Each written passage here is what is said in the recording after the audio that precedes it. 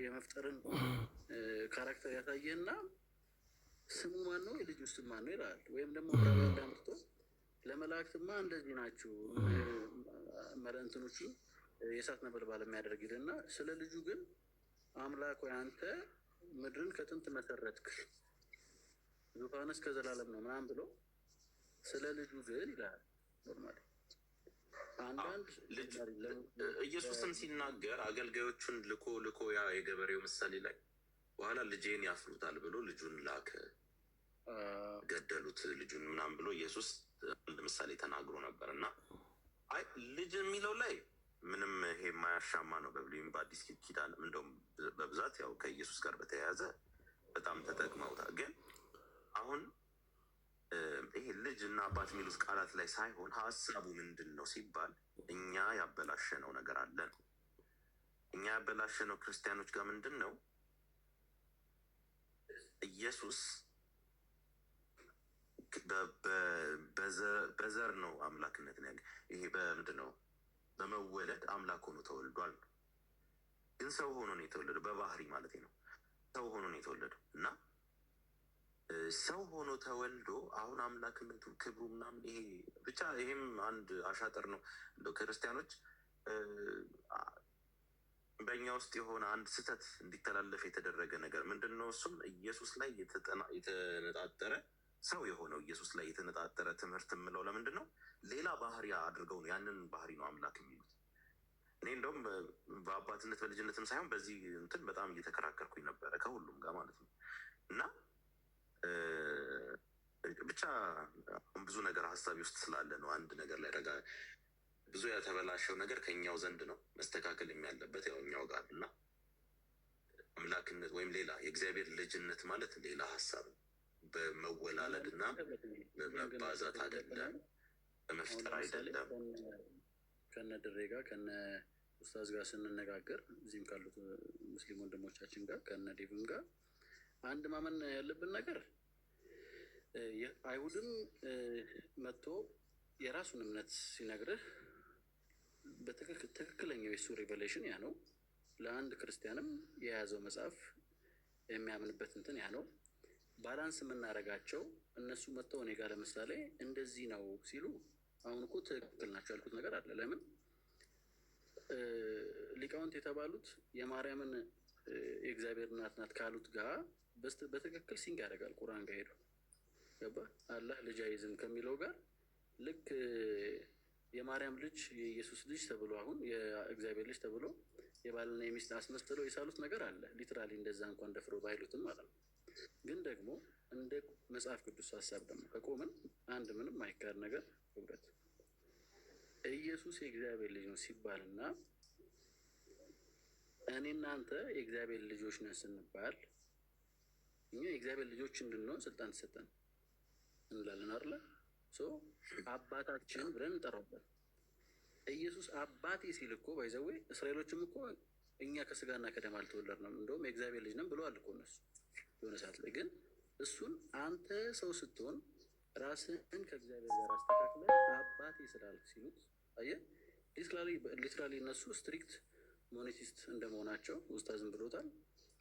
አባቴ የሚለው አጠራር የተለየ ሚኒንግ ነበረው ኢቭን ለእነሱ ጆሮ። ያ ነው መወገርን ያመጣው ወይም ለመወገር ማሰብ። በእኛ አረዳድ እኔ በክርስቲያን አረዳድ ኢየሱስን ፍጹም ሰው ነው። ያ ሰው በተሰጠው ስልጣን እየገዛ ነው። ያንን ሰው ገዛዋለው እንትለዋለው እንዲህ ነው። ያ መፍት ነው። እስቲል ግን ልጅነት ስትል ከሌላው ልጅነት ጋር አንድያ ልጅ የተባለበት ፌስ ከሊቃውንትም በፊት የተለየ ሚኒንግ በሐዋርያትም በነቢያትም ዘንድ ነበር ብዬ አምናለሁ። ክብረት አትስማማም በዚህ? በምንድን ነው ትላለህ አንተ? ኢየሱስ ልጅ የተባለው በእግዚአብሔርነቱ ነው የምትለው ወይስ ሰው ሆኖ ነው ልጅ ሆኖ? እንዴት መሰለህ? ለምሳሌ አሁን ዓለማትን አሁን በልጁ ፈጠረ ሲል ለምሳሌ የመፍጠር ሂደት የነበረው እኮ ከስጋ በፊት ነው አይደለ? በልጁ ፈጠረ ሲል በቃሉም ይልሃል እኮ በልጁ ፈጠረ ይልሃል። ያ የእግዚአብሔር ልጅ ቃል ተብሎ የተጠራው የእግዚአብሔር ልጅ ነው ወደሚል አሰብሽን አይወስደንም ወይ? እኔ እናንተ የምናወራ ከሆነ ቃል የተባለው ከመጀመሪያውም ልጅ የነበረ ነው። ወይም ደግሞ የእግዚአብሔር ልጅ በስጋ እንደመጣ ሲልህ የእግዚአብሔር ልጅ በስጋ እንደመጣ የማያምን ከሐሰተኛው መንፈስ ነው ሲል ዮሐንስ ተነስቶ ማን የመጣው ሲመጣ አይደለም ወይም ስጋ ሲሆን አይደለም ሰው ሲሆን አይደለም ልጅ የተባለው ኦልሬዲ የእግዚአብሔር ልጅ የሆነው በስጋ መጣ። ስጋ የተባለው ምንድን ነው ያስባለው? አሁን እኔ ጥሩ ነው ያልከኝ። ሶስት አይነት ነገር አለ በክርስትና ውስጥ የማየው። ምርጫው ምናልባት ከነዚህ ከሶስቱ አያልፍም ባይ ነኝ። አንደኛ ራሱ እግዚአብሔር ነው ኢየሱስ፣ ማለትም ራሱ እግዚአብሔር ነው እና የእግዚአብሔር ባህሪ ያለው። ስለዚህ በባህሪ እግዚአብሔር ስለሆነ ነው ልጅ የተባለው። የባህሪ አባቱ ነው፣ እኛ የጸጋ አባታችን ምናምን የሚባለው አማራጭ አለ። ሁለተኛው ቀድሞ ስለፈጠረው ከሁሉም ነው ልጅ ያለው ነው፣ በፍጥረቱ ነው ልጅ የሚለው ነው። ሶስተኛው ደግሞ በኪዳን ነው። እኔ ኢየሱስ ቃል የተባለው ከዘላለም ነበረ ብዬ አምናለሁ። ሌላም አካል ይሁን ምንም ይሁን ነበረ ብዬ አምናለሁ። ግን ያ ልጅ አይደለም ነው የምለው። ልጅ ሆኖ ስለተጻፈ ነው በልጁ ፈጠረ የተባለው እንጂ ቃል ነው ነገሩ። አሁን አንተ እሱ ላይ አይደለም እንትን ልልህ ያሰብኩት እዛ፣ እሱን ሌላ ደግሞ ይዘን እናወራለን። ግን ልጅ የተባለበት ምክንያት ከሶስቱ እኔ ከሶስቱ አያልፍም ባይ ነኝ። ምናልባት አንተም ሌላ አማራጭ ካለህም ንገረኝ። ግን የትኛውን ነው ትላለህ? እኔ ደስ ይለኛል። ኖርማሊ እኮ ይኸውልህ አሁን ለሌላው ሰው መወዛገብ ቢመስልም እንደ የተለያየ እይታ መኖሩ ነገሩን ምን ያህል እንደተጤነ የሚያሳይ ነው። አሁን ባልከው ላይ በቃል ኪዳን ወይም በተስፋ ቃል በሚለው ሀሳብ ነው። ለምሳሌ ከዓለም ፍጥረት ጀምሮ የታረደው በግ ሲል አልታረደም። ያኔ ግን ከዘላለም ታስበው የነበረ ስለሆነ ከዓለም ፍጥረት ጀምሮ እንጂ መጀመሪያ ክርስቶስ ተሰቅሎ አልተጀመረም ማለት ነው። በልጁ ፈጠረም ሲባል ይህ ቃል የነበረው ልጅ ሆኖ እንደሚገለጽ ስለሚታወቅ በዚህ በሚመጣው ማንነቱ ጠሩት የሚል እንትን አለ አረዳድ። እሱም ያስኬዳል። ወይዘዌ ግን ምንድን ነው ኢየሱስ ሞር እኔ የሚያስኬደኝ ፐርፌክት ሪፕሬዘንቴሽን ነው። ምድር ላይ ሰው ሆኖ ከመጣም በኋላ ሳይመጣም በፊት የእግዚአብሔር ቃል ተብሎ የአምላክ ፐርፌክት ሪፕሬዘንቴሽን ነጸብራቅ ነው ብዬ አምናለሁ። አሁን ለምሳሌ አዳም ሳይሳሳት በፊት ልጅ ይወልድ ነበር፣ አዎ ይወልድ ነበር ብዬ አምናለሁ። ሳይወድቅ በፊት ያኔ እኮ ምጥሽን ይከፋል ተባለ እንጂ መሀል አልነበሩም ማለት። እባቡ ባያሳስታቸውና የእግዚአብሔርን ትእዛዝ ብቻ ተከትለው ቢኖሩ ምድርን ሙሏት እንደተባለው ሞልቷት ቢሆን ከአዳም የሚወለደው የማንን መልክ ይመስላል? የማንን ባህሪ ይዛል? የአዳምን የሚያንጸባርቀው የዛን የአዳምን ነው። ሰው ክርስቶስም ከአብ የወጣ ነው ይለናል። እኛ እንግዲህ መወለድ እንዲህ ሊትራሊ ሆድ እግዚአብሔር የለውም ማህፀን የለውም፣ እንደውም ለአጠራራችን ይቀር ይባላል። ግን ስትል ግን ከአብ ወጥቼ መጥቻለሁ እንዳለው ከአብ የወጣው ያ ቃል ፐርፌክት መልክ አለው፣ ፐርፌክት ኢሜጅ አለው ከበፊትም ያ ቃል። ያ ቃል ስጋ ሆኖ ሲመጣ ልጅ ሆነ። ስለዚህ ያ ነው ልጅነት ከሆነ ያስኬደኛል። ፐርፌክት ሪፕሬዘንት የባህሪው ምሳሌ ይለዋል፣ ወይም ደግሞ የመለኮት ሙላት በሰውነት ተገልጦ ይኖራል ይለዋል። ስለዚህ ፐርፌክት ማንነትን አምላክን ፐርፌክትሊ የሚያንጸባርቅ ማንም አይመስለውም የተባለውን ፐርፌክትሊ እኔን ያየ አብን አየ የሚል ማንነት ማለት ነው።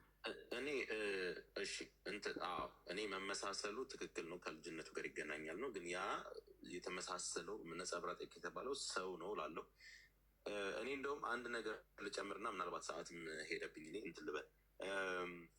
ክህነቱ ጋር የተገናኘ ነው ላሉ ከመልከጼዴቅ ጋር እንትን ብሎ በእግዚአብሔር ልጅ ተመስሎ ለዘላለም ካህን ሆኖ ይኖራል ይላል። ሙሴ እንደ ባሪያ የታመነ ነበረ፣